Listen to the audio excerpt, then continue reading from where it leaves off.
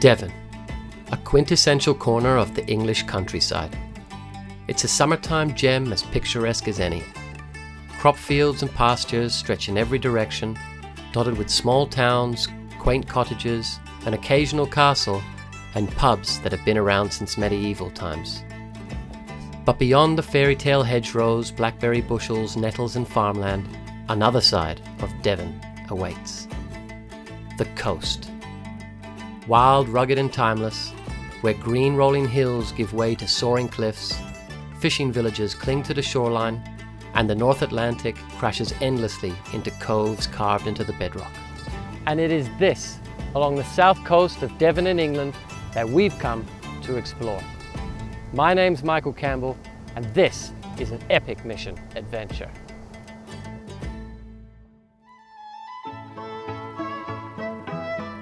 Whilst the British aristocracy sipped Pimm's courtside at Wimbledon, watching Yannick Sinner and Carlos Alcaraz battle it out for the title, and Sunday morning church bells rang out across small villages, we made our way to the coast.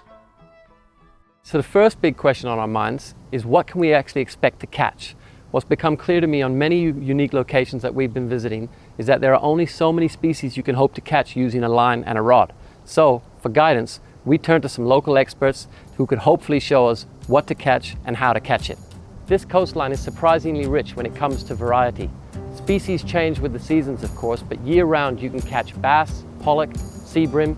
There's also a healthy spread of flatfish like skate, flounder and Devon sole.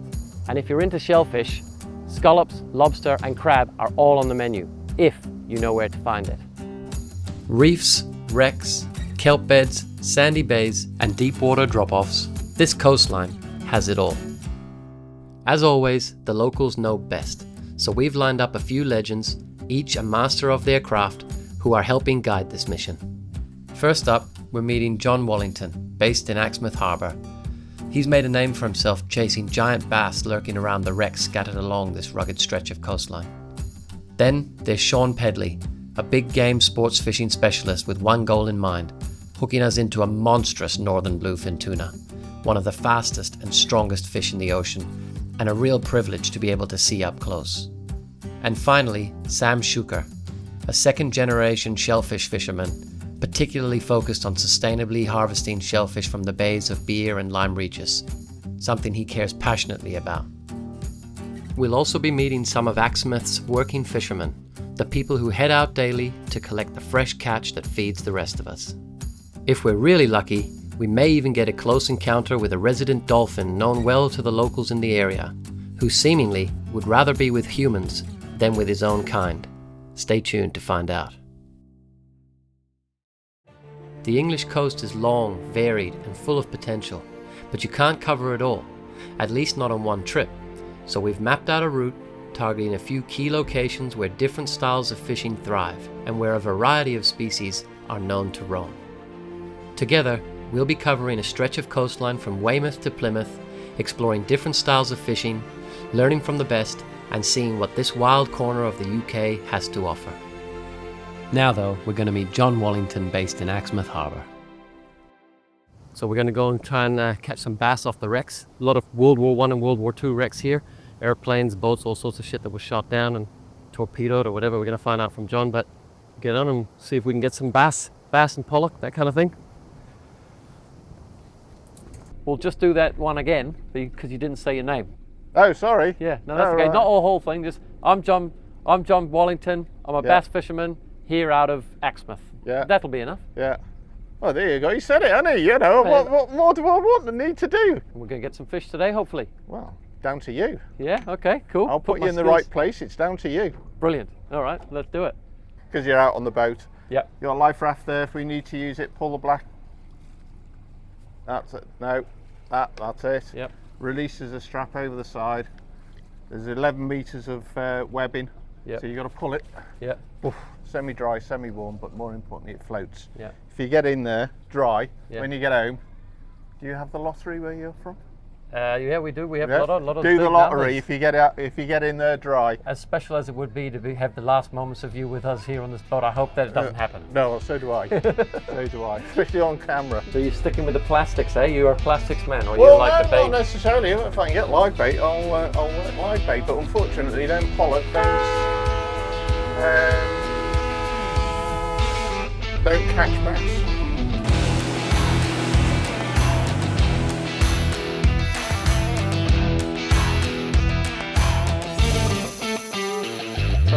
What's the plan? We're going to try and catch some bass, or what do we? Yeah, well, we'll have a go for see if we can get some live bait if we can.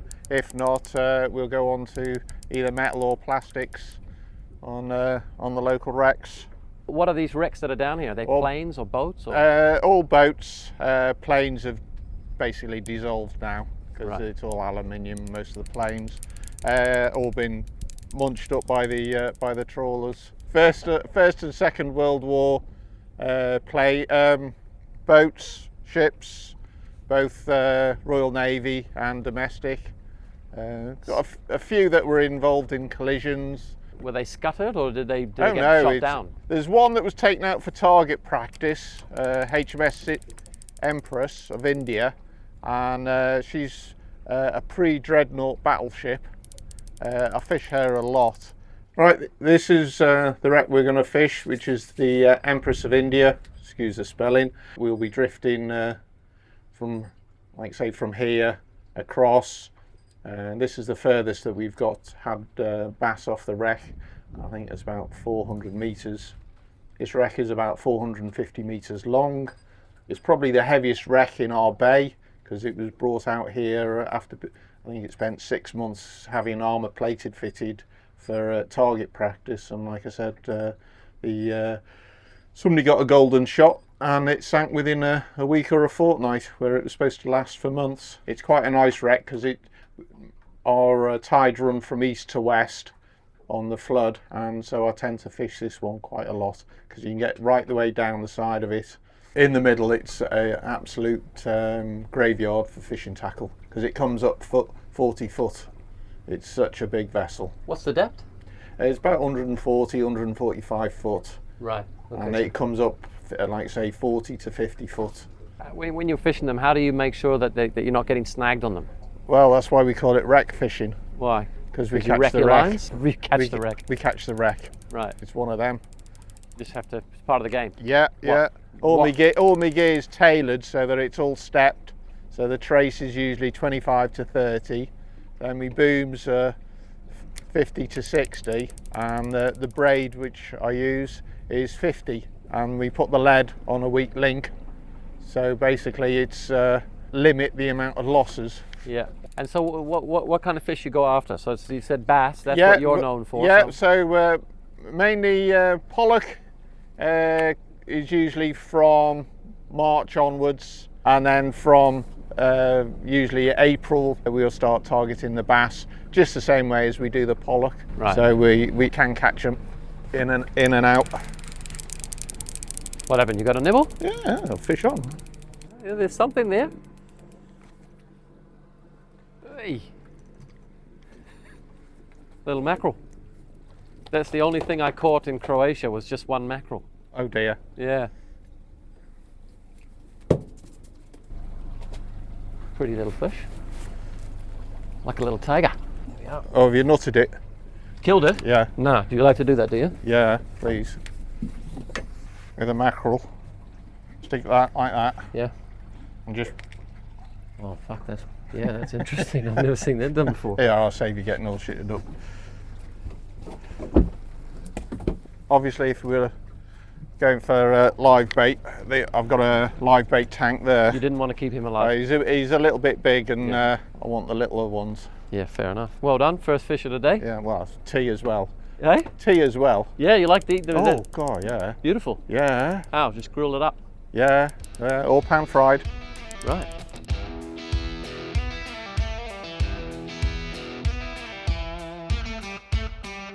How long did it take us to get there? What was the steam time? It's basically about an hour. Yeah, okay. Well, let's see if we can get some fish off it. Okay. Well, again, down to you. Yeah, there you go.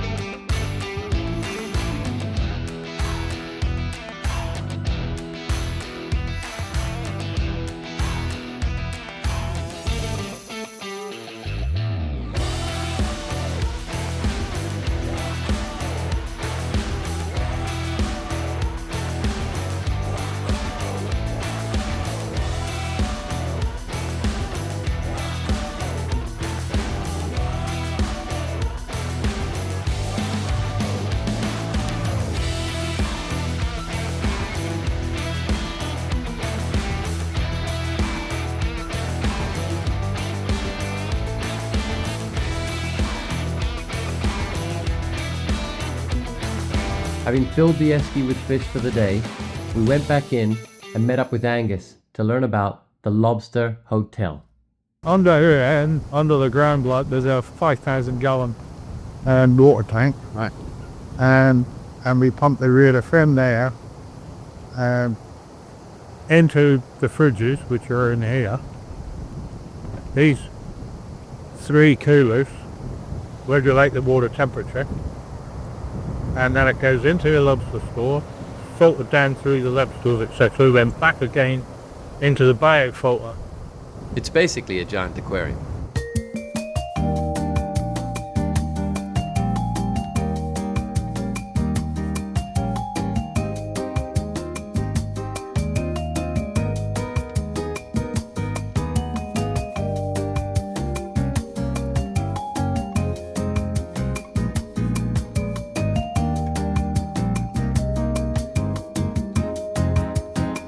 So how many lobsters in a tray? Well, it depends on how big they are. If you put really sized youngsters in there, you can probably get about 5 in a tray. 5 legal ones. Unless you get the big Paddy McDaddy ones. Bigger they are, like, the less we put in a tray together, like they go a rib and then rib snort a lot, it probably sits in the toe on its own. Yeah, have you got one in here that's that big? I don't like we've got anything in there that big at the minute. And so you were saying you don't feed them in here or anything, it's just how long can they stay in here? The longest we kept one in here is 11 months. And that was somewhat by mistake. Really. So the guy who had it in here took it back out to soon let it go after 11 months. And so is this only your lobsters or multiple people's lobsters? This is young guy there. Yeah. On that bed. That's mine there. There's another guy there. So yeah, I mean, at times we got sometimes 6 or 7 bloody people in here, like that. But one stack would belong to one person, like, so you know, it's relatively easy, like, to just keep them. How many are in here altogether? Like at the moment, how many are in here? The system can hide 1,000 lobsters. 1,000 lobsters. Yeah, it can just about cope with 1,000 lobsters. Wow. And they're all males or females, or they're both in here? Both. So how much do you sell them to market for? Like, how does that work?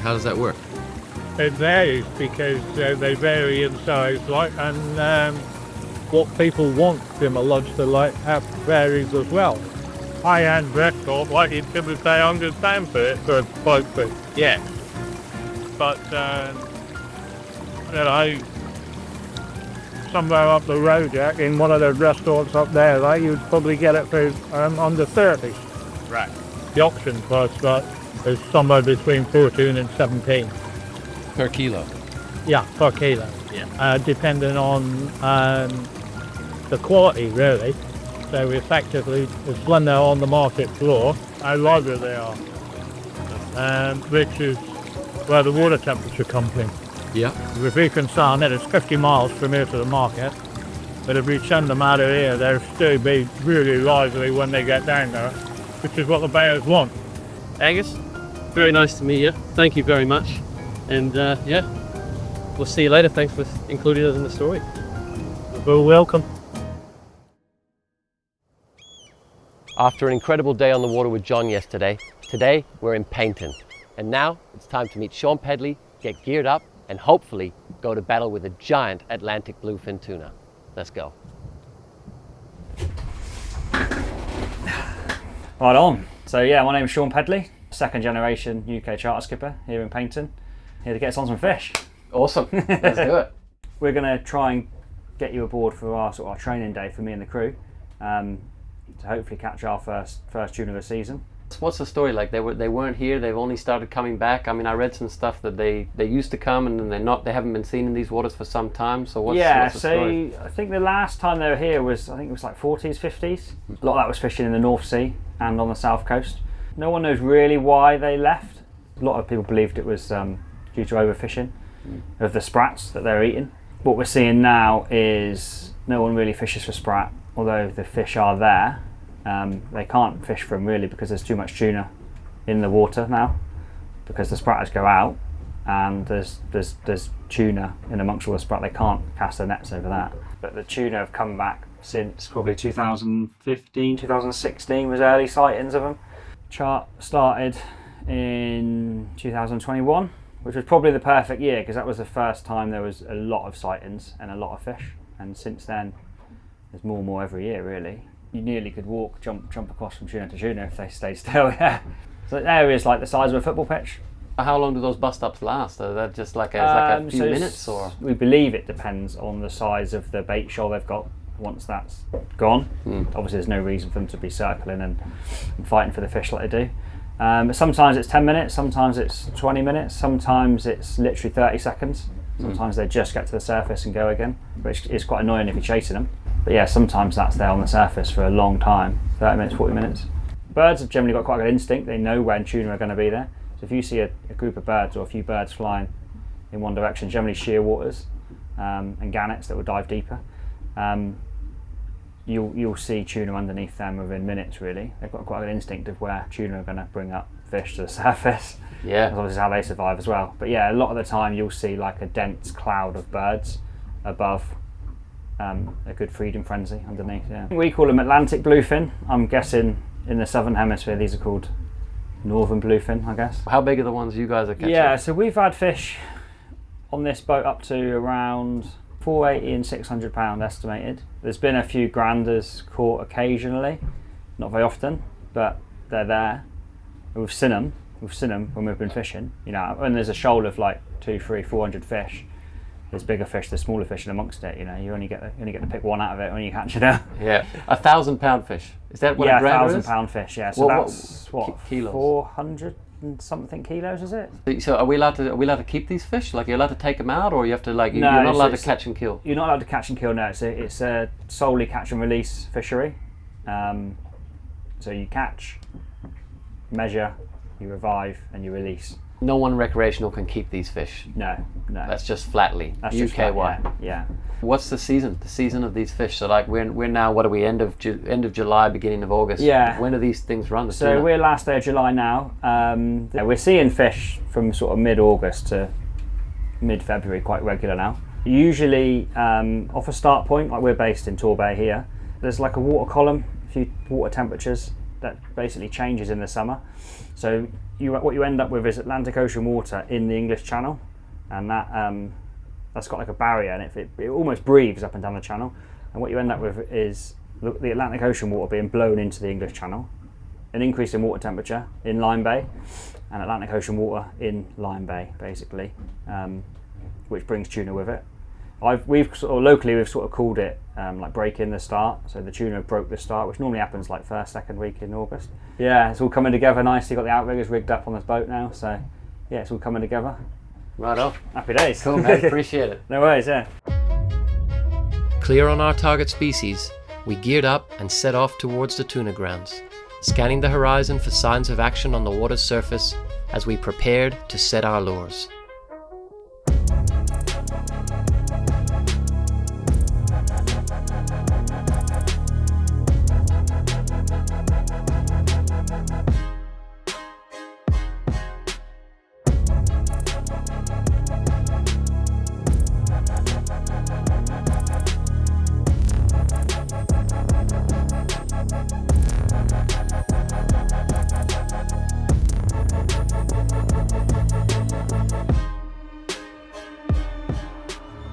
Oh, something else! We're on! We're on! Yeah, We're on! Get the others in, get the others in. Well done, boys! Take that off. Yeah. Keep that one in the rod holder. Which one? That one in the corner. Yeah. That's a big fish. You ready, Mike? Almost. Okay. Yep. You're on. We're on. Well done, lads. You're on 10 now. Fucking sick.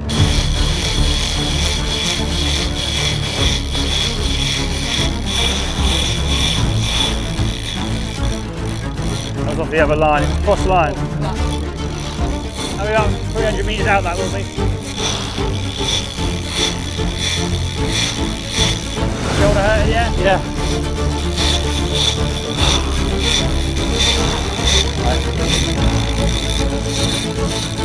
You got hold of it? Yep. Yep, nice. Yeah, we're leading. Beautiful. Fish is leading. Fish counts. Beautiful. Can I put the rod down yet? Yeah. All right, okay. Look at that. Hey, well done. Hey, there you go. There's your fish, mate. Appreciate it. Nice one, man. Legend. Legend. Hey, come have a look at this, bro.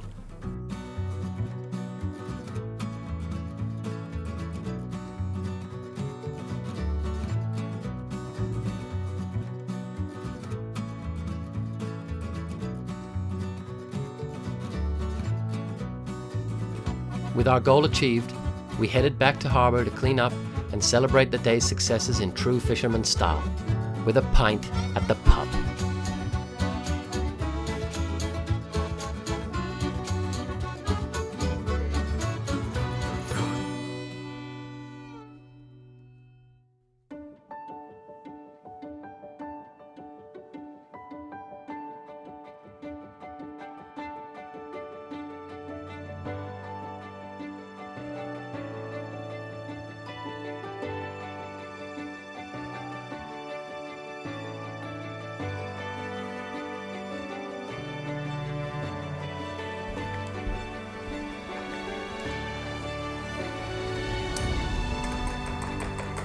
You guys take sugar? Yeah? Sweet ass. Hello there, my name's Sam Shuker. I'm a second generation scallop diver at Lyme Bay, Devon. Here to get some scallops hopefully. You guys ready? Yeah, if we're lucky we might be able to see the local dolphin in Lyme Harbour. Cool. Yeah, he's... What's he doing there? I have no idea. He's social. He comes up to you when you're out in the morning, when you're first on your dinghy. He'll come straight off the bow and pop up. Can we swim with him? Yeah, we can try. All right, let's go. Let's do it. Kickstarting the day, we followed Sam and his father John down to Lyme Regis Harbour. Alright, let's go. As we unloaded the trucks, Sam and his father John rowed out on their dinghy to retrieve the mothership from its mooring in the bay.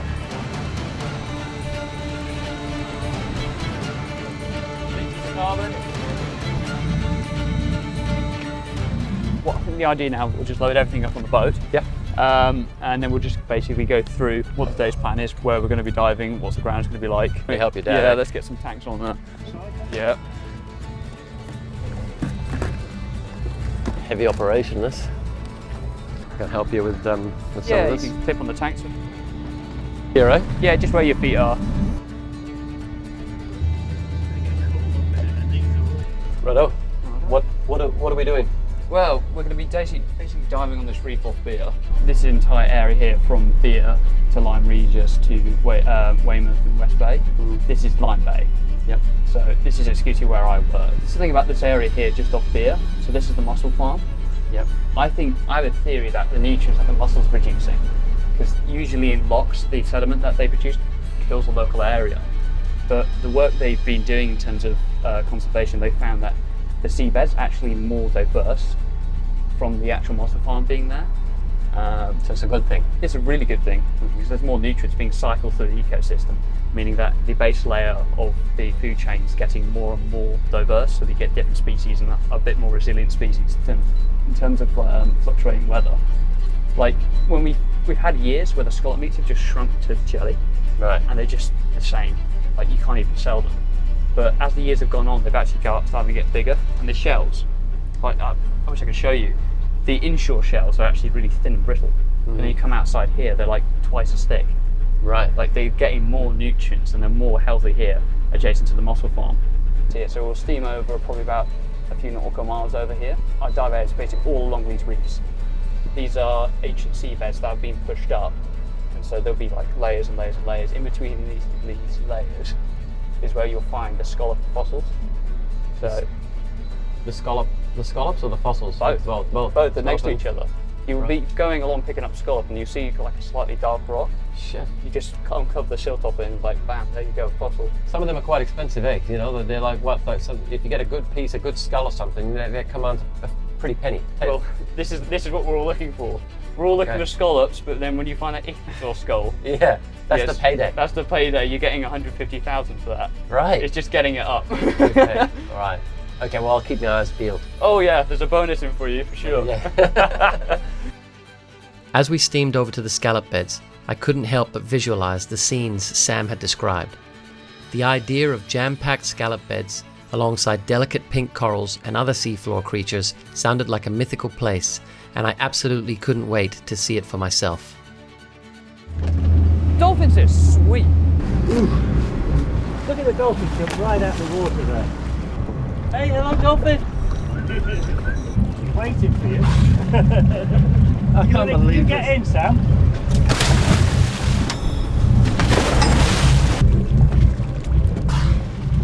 As we slipped into the water, the dolphin approached without hesitation. Sam got in first and had already begun descending to the sea floor. I followed Sam's trail of bubbles to meet him on the bottom. The dolphin was already there, circling with his snout pressed lightly towards the sand, as if searching for something. We weren't sure what he was doing. Maybe hunting alongside us, maybe just curious, maybe just being playful. For some reason, he seemed absolutely fixated on our fins.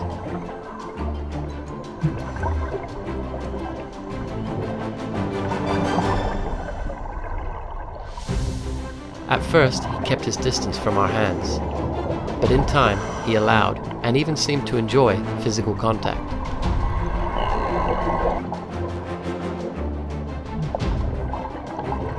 Out of the haze, the dolphin reappeared, clicking and chirping as he inspected us up close, circling, darting, and still bizarrely very interested in our fins.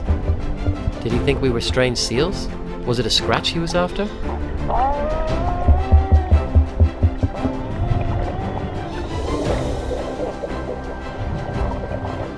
The excitement calmed momentarily and we floated together, the three of us bobbing at the surface without too much movement, just looking at each other. Then, with a playful splash, the dolphin swam down towards my feet and pressed his head gently onto one of my fins. I held my foot firm to create a cradle, and he rested there, applying just enough weight to feel deliberate, somewhat like a request to be carried. I began raising my foot towards my chest, carrying the dolphin with it. I lowered my leg to regain my balance in the water, and as I did, he immediately swam down and placed his head back in position on my fin. I again raised my fin, this time close enough to reach out and touch him. As we locked eyes, I extended my arm, and for a few seconds, we connected. It felt like a shift. The dolphin now stayed close, brushing against me with ease.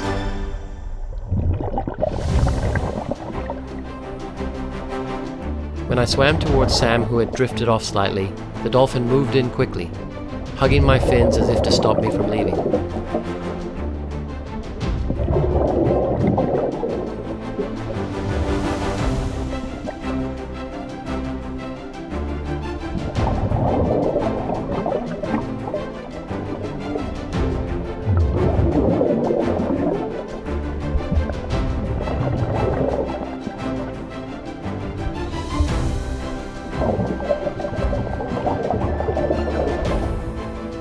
After a few final passes, it was time to move on.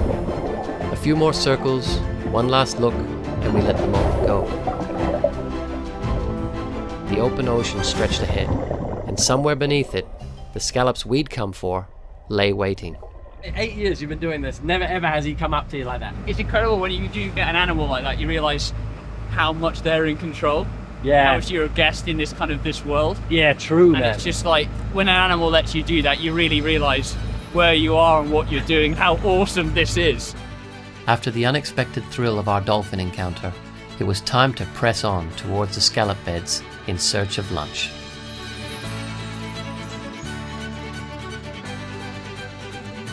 Upon our arrival, we dropped anchor, prepped our gear, took the plunge, and began our descent to the seafloor and the reef below. At between 3 and 5 meters, visibility in these coastal inshore waters is often a challenge. Occasionally, you do get great days where the viz is closer to 8 meters, but the gods are really smiling down on you on those occasions. This means that being able to navigate underwater becomes even more important. Thankfully, Sam and John know these reefs like the back of their hands and have learned to recognize the relevant landmarks over the years, ensuring we don't lose our bearings while we're down there. As we traversed along the seafloor, the familiar shape of scallop shells began to appear, half buried in the silt, camouflaged perfectly against the ocean floor. Upon approach, they clearly sensed trouble was near, with many of them losing their nerve and attempting fast breaks to escape the marauding alien threats swimming above them.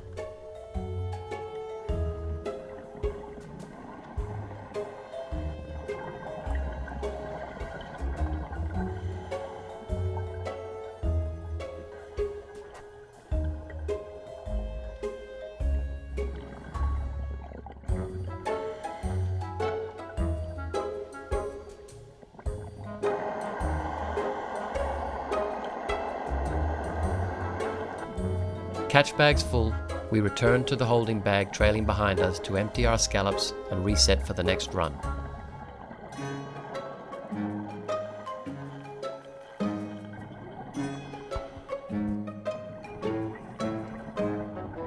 With our eyes now well and truly dialed in, our harvest picked up momentum.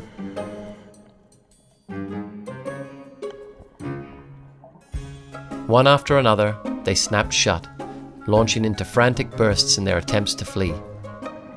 Unfortunately, for some at least, there would be no escape.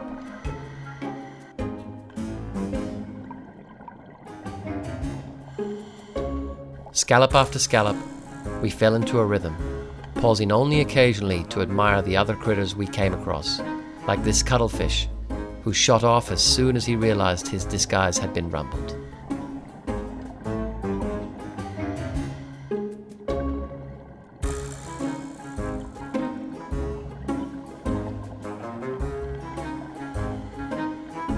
Having secured our bounty, John gave the sign and we made our ascent back to the surface to meet the boat above and admire our catch.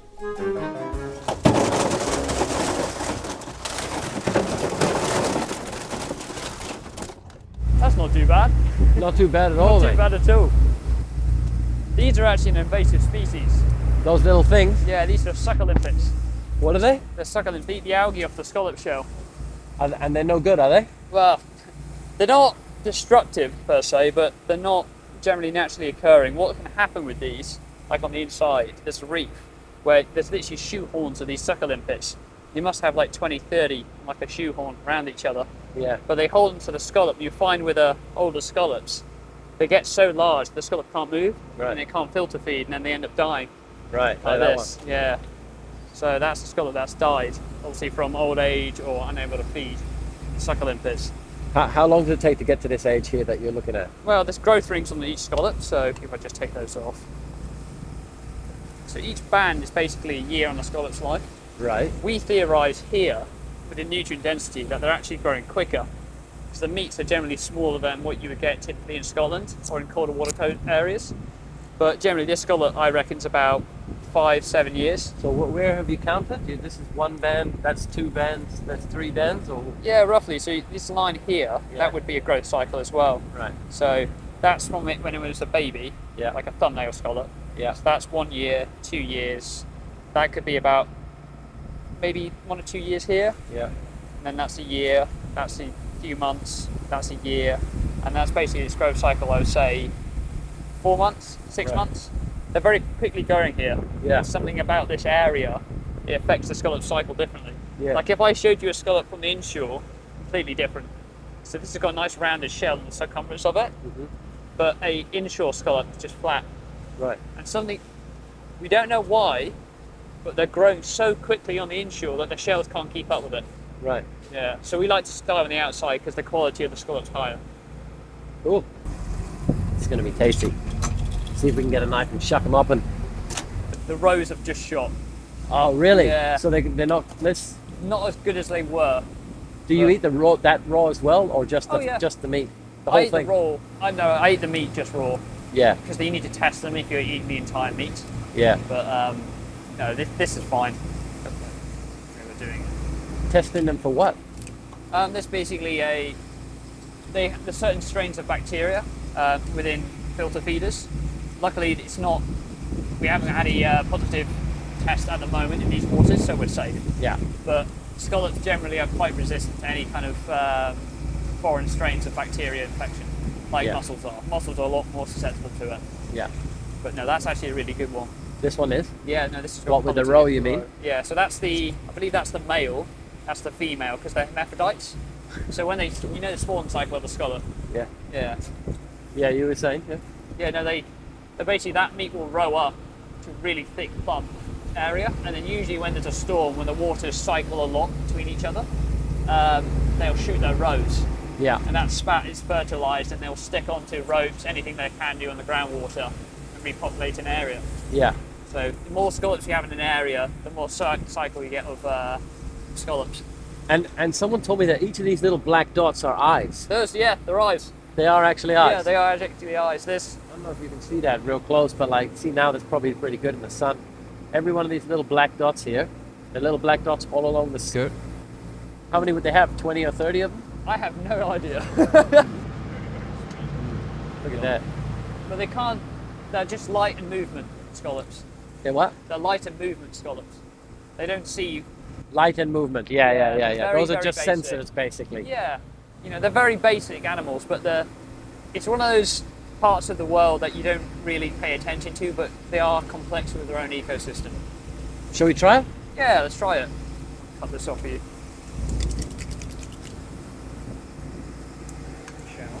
So take that off, you don't really want to eat that. Yeah. And then the row here, that's really their filtration. So that sediment you're seeing, that's what scallops produce as well. So they're filter feeders. And I'll just take that off.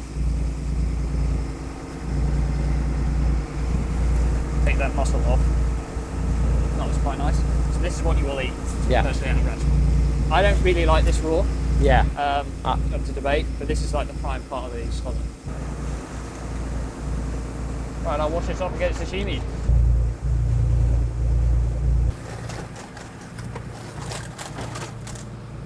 Sweet, isn't it?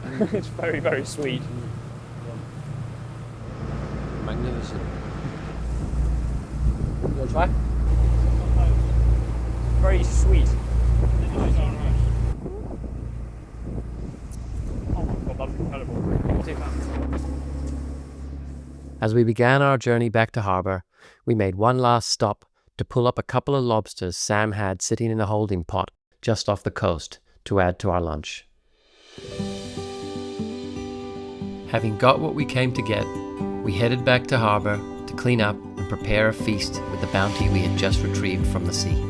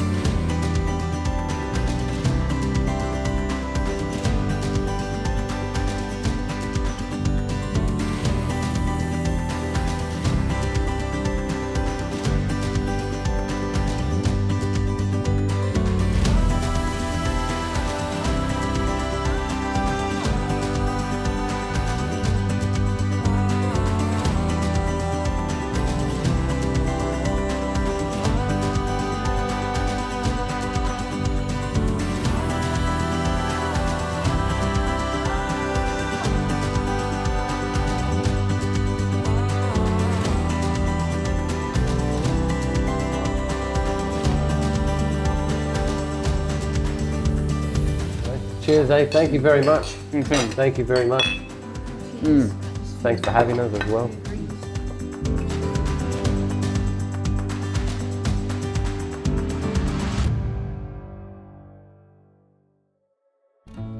We've come a long way on our journey and we've met some amazing people along the way. We've been up and down a decent section of the English coast, and what we've found is there's a hell of a lot of fun to be had out here on these waters if you're willing to put in the time to go and seek it. So, until next time, thank you for watching. Come on, baby, take a leap of faith.